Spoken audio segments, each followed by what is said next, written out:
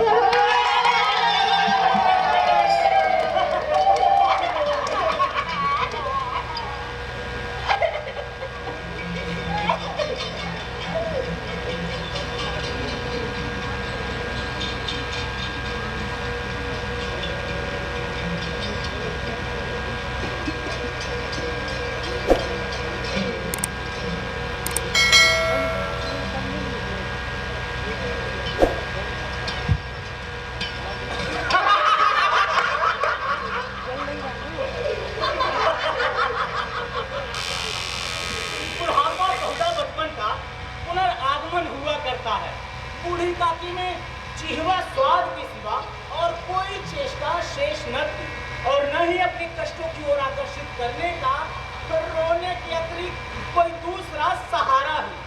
समस्त इंद्रियां, नेत्र, हाथ और पैर जवाब दे चुके, पृथ्वी पर पड़ी रहती, और घर वाले जब कोई बात उनकी इच्छा के प्रतिकूल करते, भोजन का समय टल जाता या उसका परिमाण पूर्ण न होता, अथवा बाजार से कोई वस्तु आती उसे न मिलती, तो वे रोने लगती थी।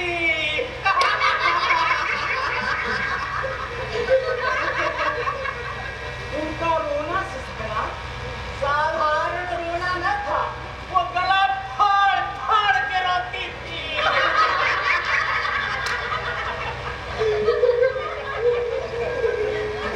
उनके पति देव को स्वर्ग सिधारे कालांतर हो चुका था। बेटे तरुण होकर चल बसे थे। अब एक भतीजे के अलावा और कोई न था।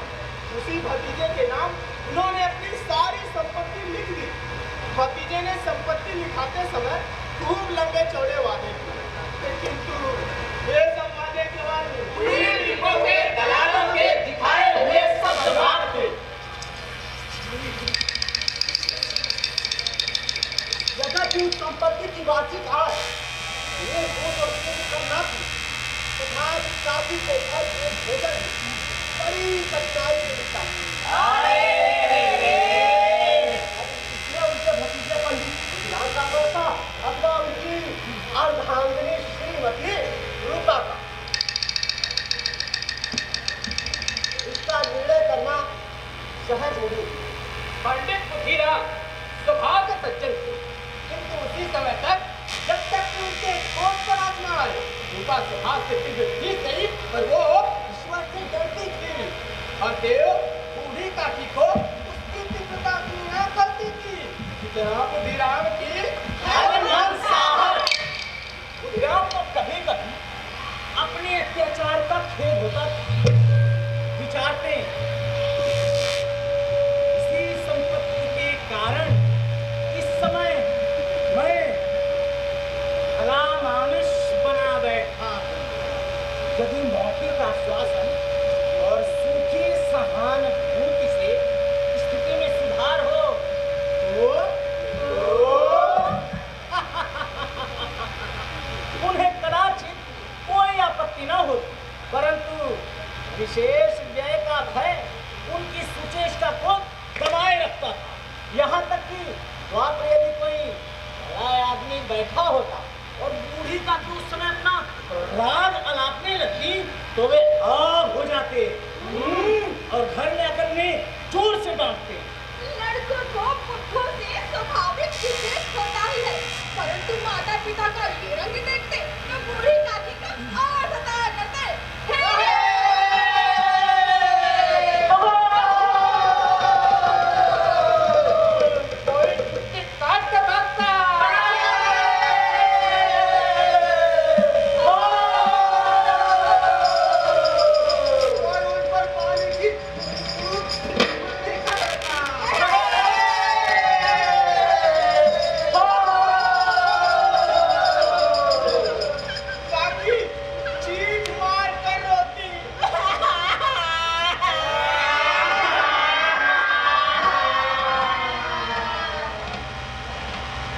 परंतु ये बात प्रसिद्ध थी कि वे केवल खाने के लिए ही रोती है, खाने के लिए ही रोती है, खाने के लिए ही रोती है।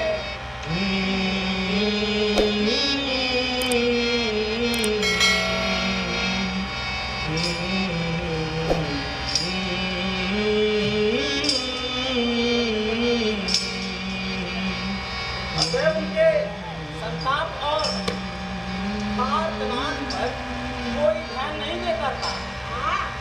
काकी अगर क्रोधातुर होकर बच्चों को गालियां देने लगती तो रूपा घटना स्थल पर आ जाती। इस भय से काकी अपने जिह्वा कृपाण का कदाचित ही प्रयोग करती थी। परंतु शांति का ये उपाय रोने से कहीं अधिक उपयुक्त था। संपूर्ण परिवार में यदि काकी को किसी से अनुराग था तो बुधिराम की छोटी लड़की लाडली थी। बोका बोका चिंतन लाची संदर काटे सना में सासा जिजैला जिजैला भान सुबतासा छोड़िया पत्थर छोड़िया पत्थर छोड़िया पत्थर। लाडली अपने दोनों भाइयों के भय से अपने हिस्से की मिठाई चबना बूढ़ी काकी के पास बैठ के खाया करती थी। यही उसका रक्षागार था।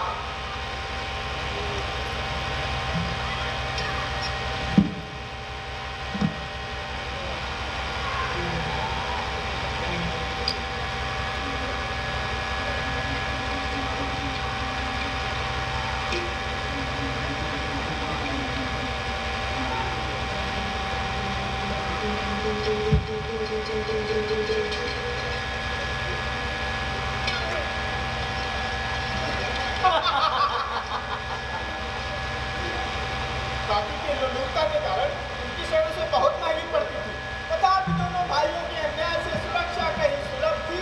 तो बस यही इसी स्वाभाविकता ने उन दोनों में सहानुभूति का आरोपण कर दिया था।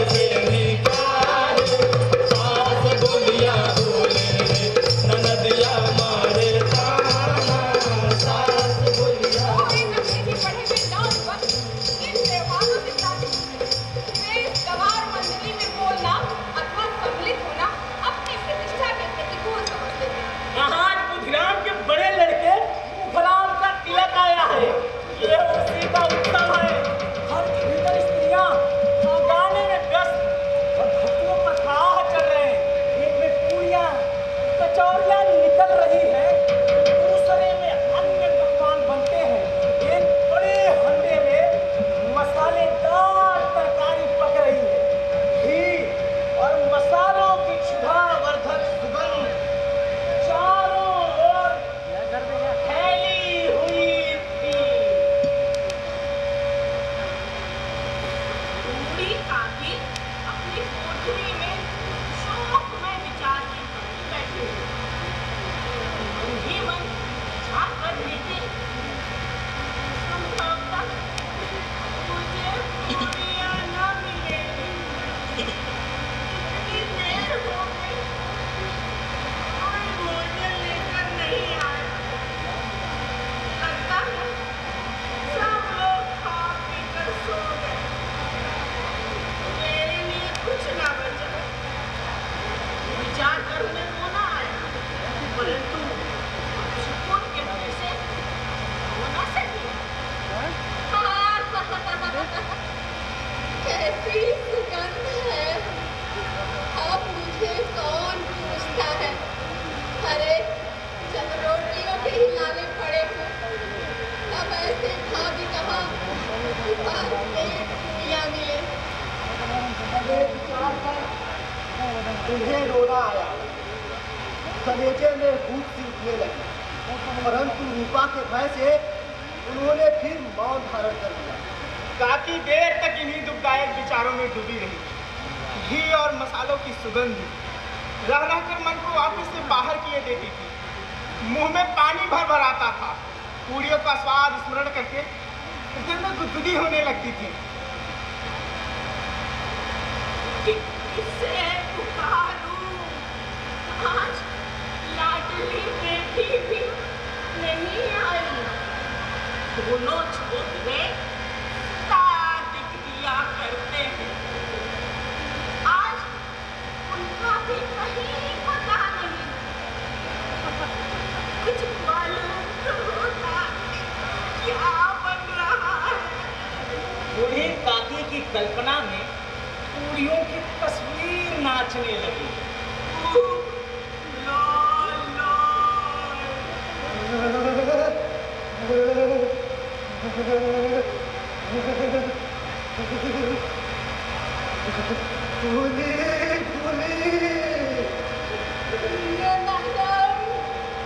नरम होगी। रूपा ने भली भांति भोजन किया होगा।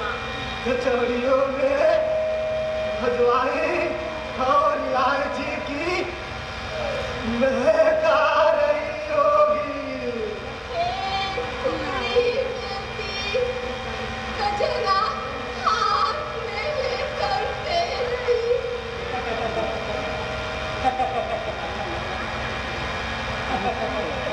क्यों न चलकर कड़ाह के सामने ही बैठूं?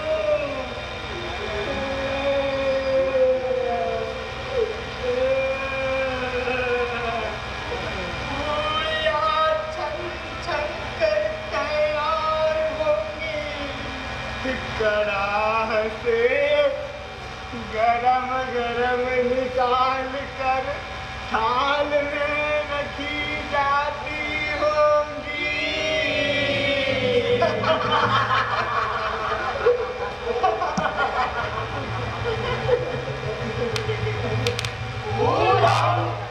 घर में भी सूंघ सकते हैं, परंतु वाटिका में कुछ और बात होती है।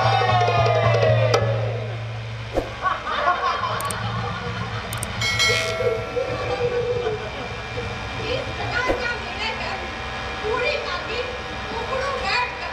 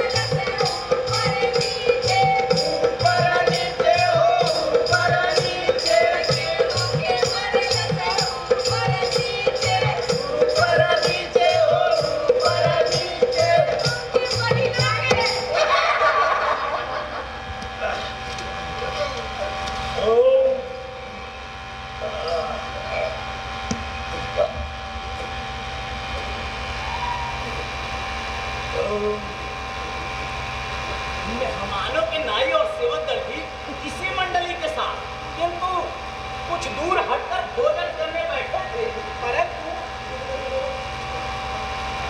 संगत का अनुसार जब तक सबके सब खा न ले तो ये उठ नहीं सकता था।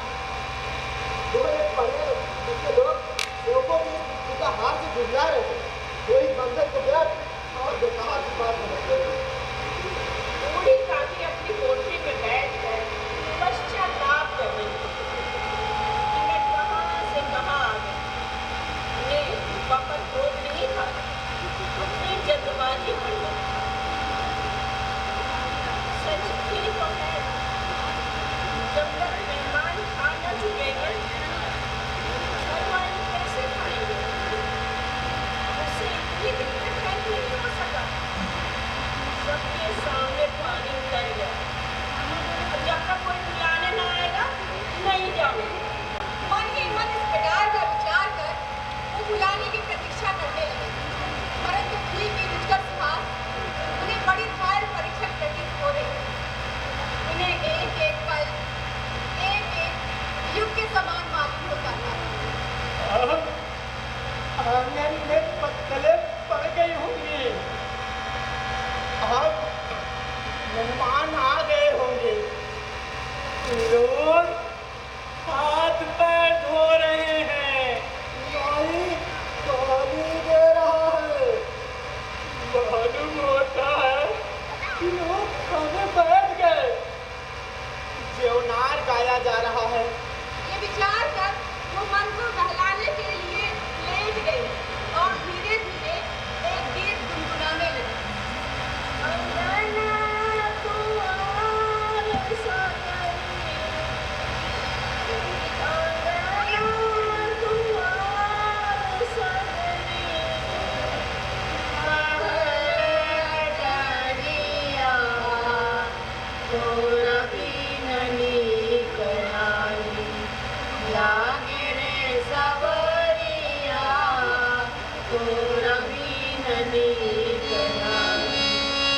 अंगना द्वार सगरी,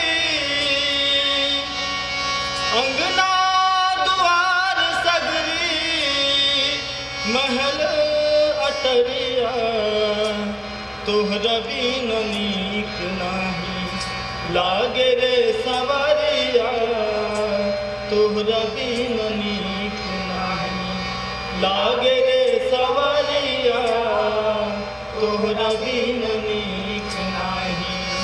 होती कहवा तोहरा बिन गोरिया सवरिया, होती कहवा तोहरा बिन गोरिया सवरिया।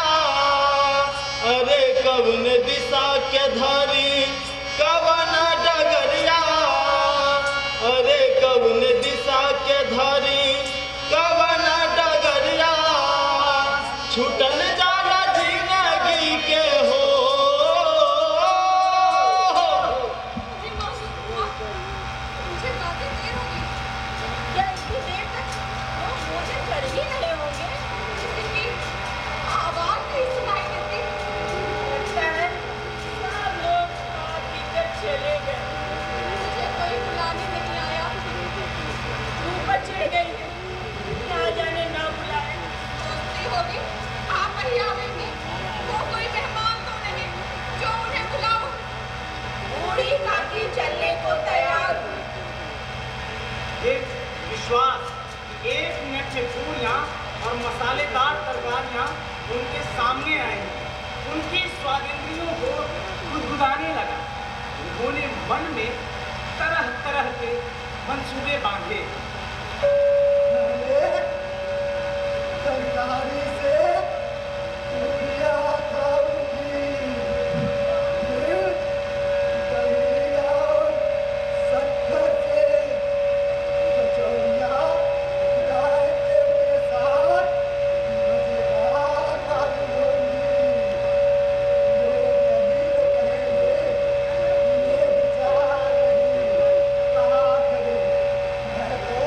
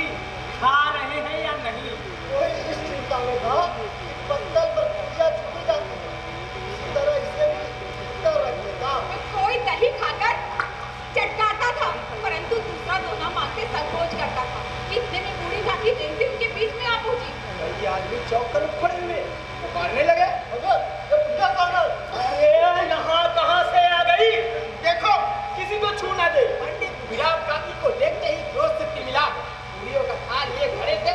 हाँ तो जमीन पर और जिस प्रकार एक निकई महाजन अपने किसी खगोड़े खरीदार को देखते उसका टेक हुआ पकड़ लेता है, फिर लपक कर उन्होंने बूढ़ी काकी के दोनों हाथ पकड़े और घसीटते हुए ले जाकर अंदर एक कोठरी में धम उसे पटक दिया।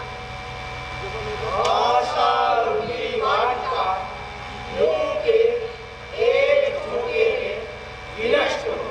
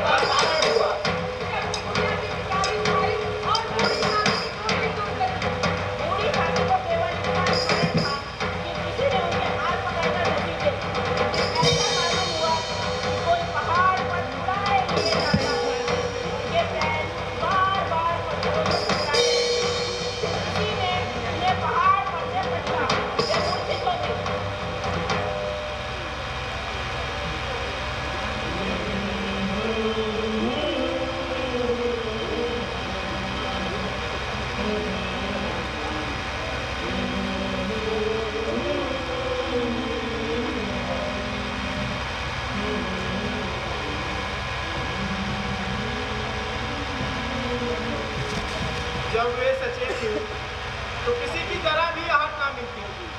समझी कि सब लोग खा पी कर सो गए और उनके साथ मेरी तकदीर भी सो गई। भूख चीज क्या मत पूछो करम, भूख चीज क्या मत पूछो करम, ये रुलाती तड़पाती सताती बहुत, ये रुलाती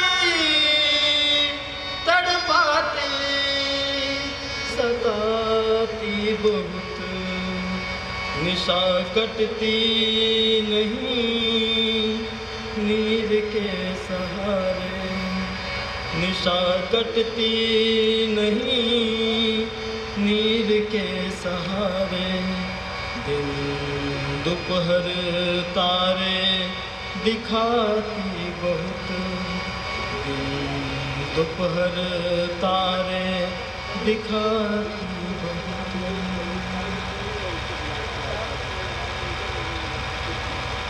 रात कैसे कटेगी? रात क्या खाऊं? पेट में अग्नि धधक रही है। किसी ने मेरी सूली डाली। इन लोगों को इतनी भी दया नहीं आती। बुढ़िया न जाने कब मर जाए, उसका जिक्र दुखावे। मैं पेट की रोटियां ही खाती हूँ या और कुछ। उस पर ये हाथ, आंधी, अपाइश तेरी, कब सुनूं, कब बूझूं। अरे अगर आंगन में चली गई थी तो क्या खुदीराम से इतना कह देना बनता था? काकी, फिर आना, अभी लोग खाना खा रहे हैं। मुझे घसीटा, फटका, ये बुढ़ियों के लिए रूपा ने सबके सामने कर दिया। ये बुढ़ियों के लिए मेरी इतनी दुर्गति करने पर भी उनका पत्थर का कलेजा ना पलटी।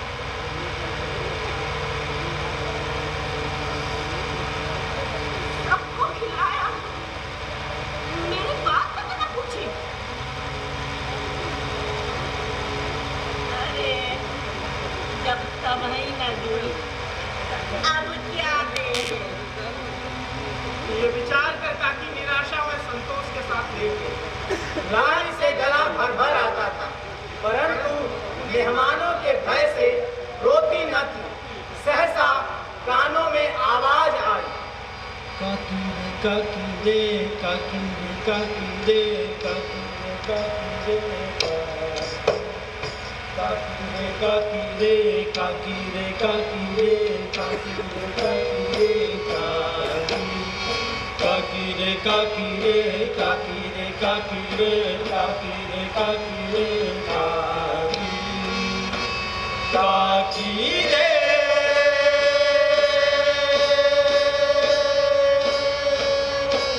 बुढ़िया काकी काकी रे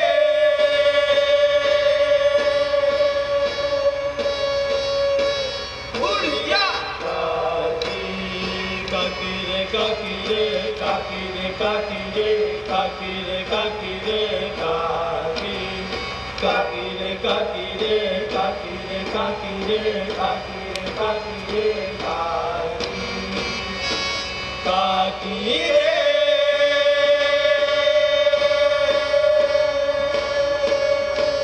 बुढ़िया काकी काकी रे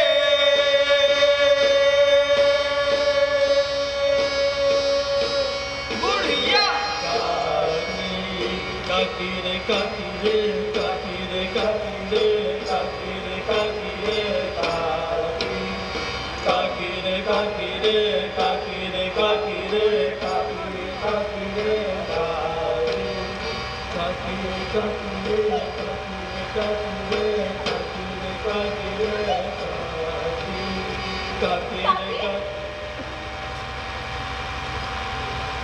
काकी, लो, मैं तुम्हारे लिए पूड़ियाँ लाई हूँ। तुम्हारी अम्मा ने दी हैं? नहीं, मेरे हिस्से की है। काकी, पेट भर गया। मेरी बेटी, जाकर अम्मा से और मांग लाओ। अम्मा सोती है, जगाओगे तो मारेंगी। काकी ने बिचारी को फिर टटोला, उसमें कुछ भूचन गिरी, बार बार पहुंचा, चटकारे फटे। हृदय महसूस रहा था कि और पुड़ियां कैसे पड़े। संतोष से जब टूट जाता है तब इच्छा का भाव अपरिमित हो जाता है। मतवालों को मद का स्मरण करना उन्हें मदान बनाता है। काकी का अधीर मन इच्छाओं के प्रबल प्रवाह में बह गया। उचित और अनुचित का विचार जाता रहा। वे कुछ देर तक उस इच्छा को रोकती रही। सहसा लाडली से बोली, मेरा हाथ पकड़कर वहाँ लेकर चलो जहाँ मेहमानों ने बैठकर भोजन किया था। लाडली उनका अभिप्राय समझ न सका। उसने काकी के हाथ पकड़े और ले जाकर झूठी पत्थरों के पास धातु हथज्ञान पुड़िया पत्तलों से पुड़ियों के टुकड़े चुन चुन कर भक्षण करने लगे।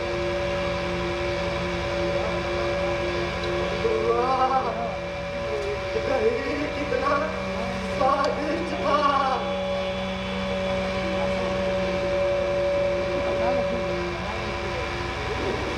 कचौड़ियाँ कितनी सलोनी।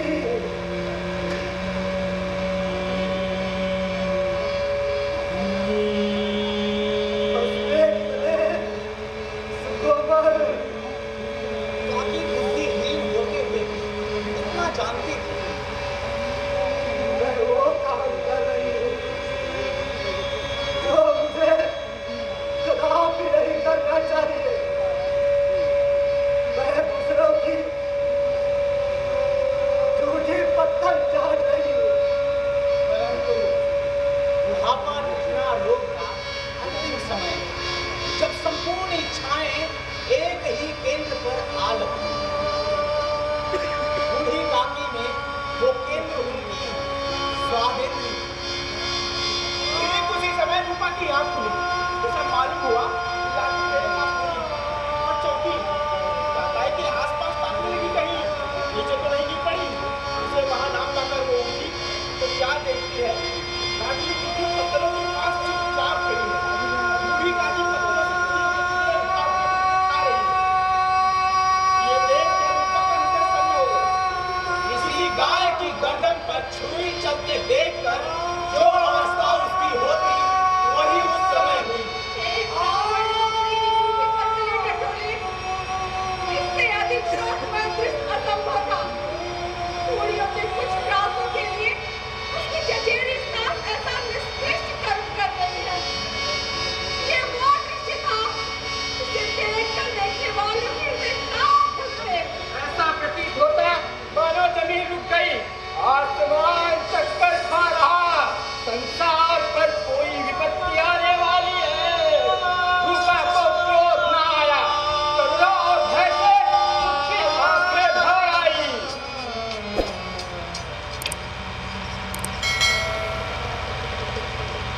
आधी रात जागी,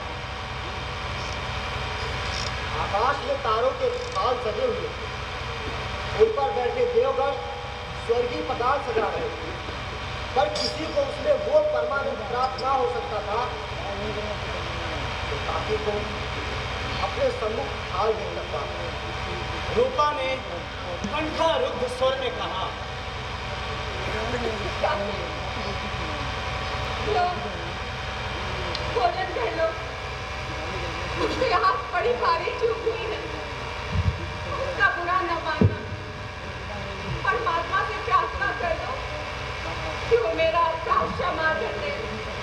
भोले भोले बच्चों की भांति जो मिठाइयाँ पाकर मान और तिरस्कार